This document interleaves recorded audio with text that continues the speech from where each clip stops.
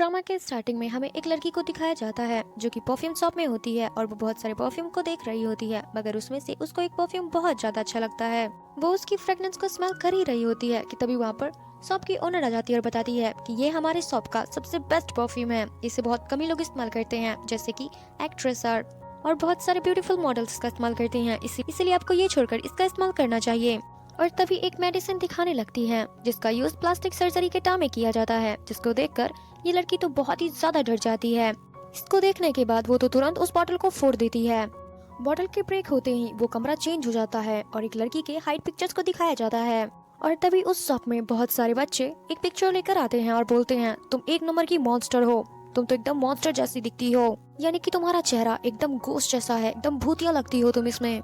ये लड़की तो इन सारी चीजों को देखने के बाद बहुत ही ज्यादा डर जाती है और नीचे बैठ जाती है और काफी बुरी तरीके से रोने लगती है। ये सीन यहाँ पर कट हुआ और हमें बताया जाता है ये कुछ और नहीं बल्कि एक ड्रीम था, जिसकी वजह से ये जल्दी से मिरर के पास भागकर जाती है और अपने फेस को देखती है कि इन्हें प्लास्टिक सर्जरी करा रखा है, जिसकी वजह से इसका चेहरा एकदम अलग हो जाता है, एकदम ब्यूटीफुल हो जाता है।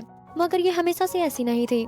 प्लास्टिक सर्जरी से पहले वो काफी ज्यादा अगली और भद्दी दिखा करती थी। बाय द वे मैंने आपको बताया नहीं, इस लड़की का नाम प्रेमा है और ये हमारे इस ड्रामा की मेन फीमेल लीड है। खैर हमें अगले दिन का सीन दिखाया जाता है जिसमें प्रेमा रेडी हो रही थी अपने नई यूनिवर्सिटी जाने के लिए। तभी प्रेमा के पेरेंट्स आते हैं और उसकी मॉम बोलती है, बेटा क्या तुम अब खुश हो? तुम तो बहुत ही ज्यादा सुंदर दिख रही हो प्लास्टिक सर्जरी के बाद, अब तो तुम्हें मेकअप करने की भी कोई जरूरत नहीं है। इसके बाद तो उस लड़की के डर भड़क जाते हैं और कहते हैं, मेरी बेटी को परेशान करना बंद करो, यानी कि तुम्हें दिखता नहीं है कि वो कितनी ज्यादा खुश है, उसे अनकंफर्टेबल फील कराना बंद करो। फ्री है, मुझे भी पता है मेरी बेटी बहुत खुश है अपने इस नए चेहरे से, बस मैं चाहती हूँ कि वो यूनिवर्सिटी जाए तो फिर कोई उसे पहचान न पाए।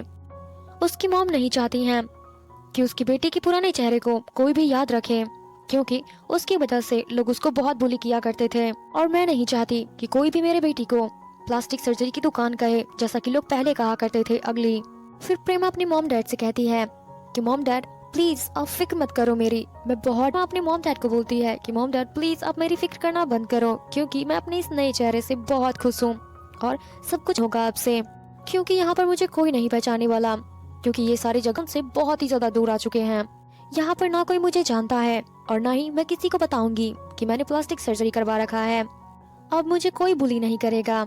इसके बाद प्रेमा के डैड बोलते हैं, वेरी गुड बेटा, वैसे तुम मुझे बताओ कि तुम अपने इस नए फेस को कितने मार्क्स दोगी। इसके बाद प्रेमा अपने चेहरे को बहुत गौर से देखती है और वो उसकी हर एक चीज यानी कि आईज, नोज, चिक्स, हेयर वो एकदम परफेक्ट था, जिसकी वजह से वो उसको स्कोर देती है। पता है कितना?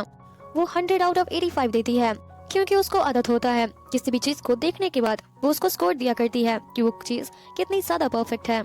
ये सारी बातें होने के बाद प्रेमा की मॉम बोलती है कि मैं नहीं चाहती तुम्हारे पुराने स्कूल के कोई भी स्टूडेंट तुम्हारे इस नए स्कूल में, यानी कि कोई भी तुम्हें यहाँ पर पहचान सके। अगर ऐसा हुआ तो सब लोग तुम्हें फिर से बुली करना स्टार्ट कर देंगे।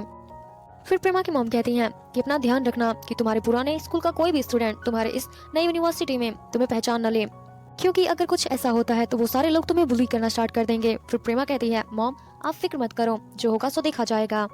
इसके बाद बेटा तुम कंफर्म हो ना कि तुम्हारे इस न्यू यूनिवर्सिटी में कि कोई भी पुराना स्कूलमेट नहीं मिलेगा? तो फिर प्रेमा कहती है, हाँ डैड मैंने पूरी सर्चिंग कर ली है, मेरे इस न्यू स्कूल में यानी कि मेरे नई यूनिवर्सिटी में मेरा कोई भी पुराना क्लासमेट नहीं है। फिर प्रेमा अपने पेरेंट्स के पास आती है, उन दोनों का हाथ पकड़ती है और कहती है, थैंक यू डैड, आपने हमेशा सपोर्ट करने के लिए। अब आप देखना मैं कभी भी आपको डिसअपॉइंट नहीं करूंगी, मैं बहुत हार्ड वर्क करूंगी, बहुत अच्छे से स्टडी करूंगी और एक बहुत बड़ी परफ्यूमर बनूंगी। ये सुनने के बाद उसके पेरेंट्स तो उस पर बहुत ही ज्यादा प्राउड फील कर रहे थे। फिर उसकी मॉम कहती हैं, बेटा मैं तो चाहती थी कि तुम कभी भी किसी की बातों का बुरा मानकर अपनी लाइफ के बारे में मत सोचो।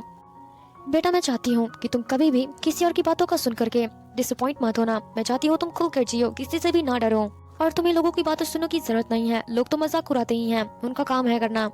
तुम्हें सिर्फ अपनी खुशी का ध्यान रखना है, ना कि दूसरे के बारे में, और अपने ड्रीम्स के लिए बहुत हार्ड वर्क करना। जिसको सुनने के बाद प्रेमा को अपने पास्ट का सीन याद आने लगता है, जहाँ पर प्रेमा सीढ़ी पे बैठी होती है और कुछ बुक पढ़ रही होती है और वहाँ पर उससे कोई भी बात नहीं कर रहा होता है, क्योंकि सारे लोग उसको जब तक वो अगली अगली कहते रहते थे। तभी वहाँ पर एक लड़का आता है। हमें इस लड़के का फेस तो नहीं दिखाया गया कि ये कौन है, मगर वो लड़का कहता है कि तुम जैसी लड़की भी परफ्यूम को पसंद कर सकती है क्या? उस लड़के की बात सुनकर प्रेमा तो बहुत ही ज्यादा शॉक हो जाती है और सोचती है, क्या मैं अगली हूँ तो क्या मुझे परफ्यूम पसंद नहीं होगा? ये बात सुनने के बाद वो काफी ज्यादा हर्ट हुई थी। सीन प्रेजेंट में आता है और प्रेमा अपनी मॉम को कह रही होती है कि मॉम आप फिक्र मत करो, अब मैं पहले जैसी नहीं रहूंगी। मैं किसी भी फालतू आदमी की बातों पर नहीं जाऊंगी। मुझे अपने करियर के बारे में सोचना है, अपने ड्रीम्स को पूरा करना है। मुझे किसी से कोई फर्क नहीं पड़ता। ये बात बोलने के बाद प्रेमा अपनी मॉम को यकीन दिला देती है और उसकी मॉम कहती है, फाइनली अब मैं तुम्हारी बातों से बहुत ही ज्यादा रिलैक्स फील करती हूँ, इसलिए अब मैं तुमको छुआ सकती हूँ। वैसे मैंने सारी चीजें जो भी तुम्हारी जरूरत की हैं वो सब चीज लाकर रख दिया है। तब भी अगर तुम्हारे पास कोई चीज अर्जेंटली नहीं होता है तो तुम मुझे कॉल करना, मैं तुम्हारे पास आ जाऊंगी और वो सामान भी लेकर आ जाऊंगी। अगर नहीं मिले तो कोई बात, तुम अपने पड़ोसी से ले सकती हो, बिकॉज मैंने तुम्हारे नेबर से बात कर ली है सारी चीजों के बारे में। पर प्रेमा कहती है, मॉम फिक्र मत करो यार, मैं ऐसा कभी फील होने नहीं दूंगी आपको। मैं अपनी सारी चीजों का बहुत अच्छे से ध्यान रखूंगी, क्योंकि मैं अपने काम को अच्छी तरीके से करना जानती हूँ और मैं किसी की मदद लेने वाली नहीं हूँ अब। और इसके बाद उसकी मॉम उसको हक करती हैं और फिर उसके डैड के साथ अपने घर चली जाती हैं। अब हमें नेक्स्ट सीन दिखाया जाता है जिसमें प्रेमा अपने न्यू यूनिवर्सिटी में होती है। वो जब एंटर कर रही होती है तो एक उम्मीद, और वो जब अब सब कुछ अच्छा होगा मेरी लाइफ में, फिर वो अपने क्लास में जाती है और एंटर करते अपने सारे क्लासमेट्स को देखती है, जिसमें से हमें 3 स्पेशल लड़कों को दिखाया गया है, जिसमें से पहले का नाम है मॉक और दूसरे का नाम है फिम और वही तीसरे वाले का नाम है जेरी। बिल्कुल सेम नाम है इसकी शकल की तरह। फिर वो लड़का मॉक के पिक्चर को देख करके बोलता है, यार तुम तो बहुत ही अच्छा पिक्चर क्लिक करते हो, तुम तो पक्का एक दिन फोटोग्राफर बनोगे बहुत बड़े, इसलिए क्या तुम प्लीज मेरी गर्लफ्रेंड के इवेंट में मेरी फोटोग्राफी करने आ जाओगे ना। फिर मॉक हंसने लगता है और बोलता है, जिस लड़की को तुम अपनी गर्लफ्रेंड कर रहे हो वो तुम्हारी आइडल है जो तुम्हें भाव तक नहीं देती है। फिर पीछे से जेरी भी बोलता है, यार रियलिटी में आ जा। फिर मॉक बोलता है, देखा जेरी कितना ज्यादा समझदार है, अब तू भी समझ जा। जेरी हमारी इस क्लास का सेकंड स्मार्टेस्ट लड़का है, ऐसे ही थोड़ी नहीं ये तुरंत समझ जाता है मेरी बात। प्रेमा उन तीनों लड़कों को देख रही होती है और कहती है, थैंक गॉड कि मैं इन तीनों लड़कों में से किसी को भी नहीं जानती हूँ। इसके बाद हमें एक एन नाम की लड़की को दिखाया जाता है, जिसे जब मंक ने हेलो किया और अपने पास बैठने के लिए बुलाता है। इसके बाद तो एन उससे गेट लॉस्ट करके गया अपनी सीट पर बैठने के लिए। प्रेमा उसको भी देख रही होती है, जिसकी वजह से उसको काफी ज्यादा कूल लगती है एन, क्योंकि अब प्रेमा को हैबिट है कि वो सारे गर्ल्स के या फिर किसी भी को देख करके उसको पॉइंट्स देती है। इसलिए प्रेमा ने एन के पूरे फेस को नोटिस किया और उसे 75 स्कोर दिया। और हमें थोड़ी देर के बाद एक मिनी नाम की लड़की को दिखाया जाता है। ये बहुत ज्यादा परेशान होती है क्योंकि इसका बॉयफ्रेंड इसको भाव ही नहीं दे रहा था और उसके मैसेज को कोई भी रिप्लाई नहीं कर रहा था। तभी हमें पॉल नाम की एक लड़की को दिखाया जाता है जो कहता है, तुम अपनी फिक्र करा करो ना कि अपने बॉयफ्रेंड की, और ये मिनी का फ्रेंड भी होता है। इसके बाद मिमी तो क्वेश्चंस का भंडार उससे पूछने लगती है। प्रेमा इसको भी देख रही होती है और इसको भी उसको 80 पॉइंट्स दिए, क्योंकि उसको मिमी काफी ज्यादा अच्छी लगी थी। प्रेमा जब उसको देखी थी वो उसको काफी ज्यादा क्यूट, अट्रैक्टिव और ब्यूटीफुल लगी थी। इन सारी चीजों के होने के बाद हमें इस क्लास की सबसे ब्यूटीफुल स्मार्ट लड़की को दिखाया जाता है। वो जब अपने क्लास में एंटर कर रही होती है तो सारे बच्चे उसे ही देख रहे होते हैं क्योंकि वो बहुत ही ज्यादा ब्यूटीफुल लग रही होती है। प्रेमा पीछे से उसको देखती है और उसको काफी अच्छे से नोटिस करती है। प्रेमा जब इसको देखती है तो इसको देखते ही रह जाती है और इसके फेशियल फीचर्स को देख करके इसको एक बार 100 आउट ऑफ 100 पॉइंट्स देती है। तभी इस लड़की का नाम फे है और ये चेरी से पूछती है, और वो चेरी के पास हमारे पास बैठ सकती हूँ। चेरी जब इसको देखता है तो देखता ही रह जाता है। चेरी तो कहता है, हाँ हाँ बिल्कुल बैठ सकती हो।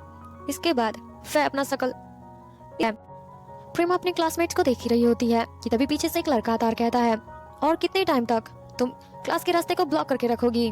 प्रेमा उसकी आवाज सुनकर जैसे ही टर्न होती है उसको देख करके वो बहुत ही ज्यादा शॉक हो जाती है, बिकॉज ये प्रेमा के पुराने स्कूल का स्टूडेंट है और इसका नाम विंग है और इसका नाम विन है। फिर प्रेमा अपने पास्ट को याद करने लगती है और देखती है और सोचती है कि ये तो वही लड़का है जिसने मुझे बोला था कि मेरे जैसी लड़की को भी परफ्यूम पसंद हो सकता है।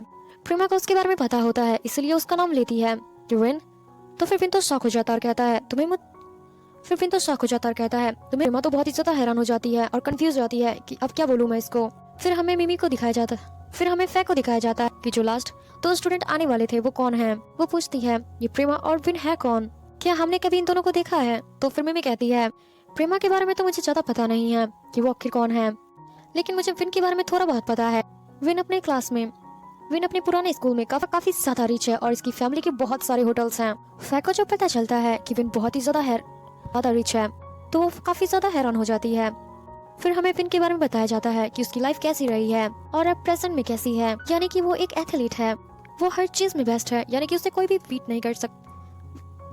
वो सुनने के बाद विन तो उससे काफी ज्यादा इम्प्रेस हो जाती है, यानी कि विन से। अब हमें वही सीन दिखाया जाता है जब प्रेमा से पूछता है विन कि तुम्हें मेरा नाम कैसे पता है। फिर प्रेमा बोलती है कि मुझे तुम्हारा नाम नहीं पता है, मैं तो तुम्हें बस हाई कर रही थी। फिर विन उसके पास आता